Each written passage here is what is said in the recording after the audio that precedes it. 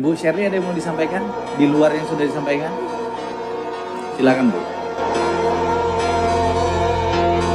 Ya, Assalamualaikum warahmatullahi wabarakatuh. Yang saya hormati pimpinan Komisi 2, Pak Mendagri, Pak Bu Menpan RB dan jajarannya, Gubernur, Bupati, Wali Kota. Karena seperti yang tadi sudah dikatakan oleh Ketua Komisi 2 bahwa tujuan hari ini adalah dengar keputusan dari Pak Mendagri dan Pak Bu Menpan RB terkait relaksasi. Untuk itu kami memberikan apresiasi. Tetapi tadi juga sudah mendengar semua keluhan dari kepala daerah bahwa itu tidak menyelesaikan masalah kami di daerah karena kami sekarang tidak punya cash flow untuk membayar gaji P3K sampai dengan akhir tahun. Sehingga apakah masalah kami daerah selesai? Belum. Dan kemudian pertanyaan berikutnya adalah mungkin kita butuh ada RDP berikutnya tentang bagaimana fiskal 2027. Apakah ada pemotongan anggaran lagi dari yang sudah dipotong 2026? Tadi juga dari Ketua Komisi mengatakan bahwa APBN pun sulit saat ini. Kami juga memahami itu. Bahwa kami harus melakukan inovasi, kami juga memahami itu. Tetapi permasalahan kita di daerah ketika kita harus melakukan inovasi, banyak tools, banyak otoritas dari kami itu yang sudah diambil oleh pusat. Sehingga kami pun tidak memiliki ruang untuk bisa berinovasi.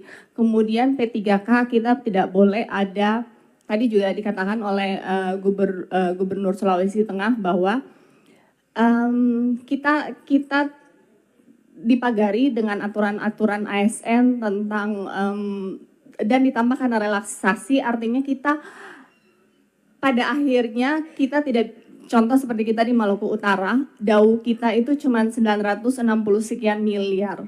Sedangkan belanja pegawai kita tuh 1,1 triliun. Artinya belanja pegawai kita tuh sudah melebihi DAU. Bahwa kemudian kita berimprovisasi dengan PAD dan DBH.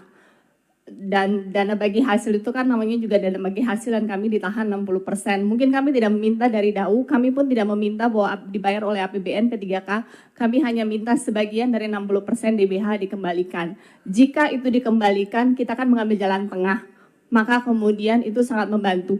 Karena pada akhirnya, menurut pendapat kami, relaksasi yang diberikan ini adalah hal yang baik, tapi akan mengorbankan belanja infrastruktur, dan infrastruktur itu diperlukan untuk fondasi percepatan pertumbuhan ekonomi di daerah, dan pertumbuhan ekonomi di daerah itu adalah fondasi pertumbuhan ekonomi nasional, sehingga secara jangka panjang jika tidak diatur dan tidak dicari solusi konkret tentang fiskal daerah ini, maka akan mempengaruhi pertumbuhan ekonomi nasional pada akhirnya.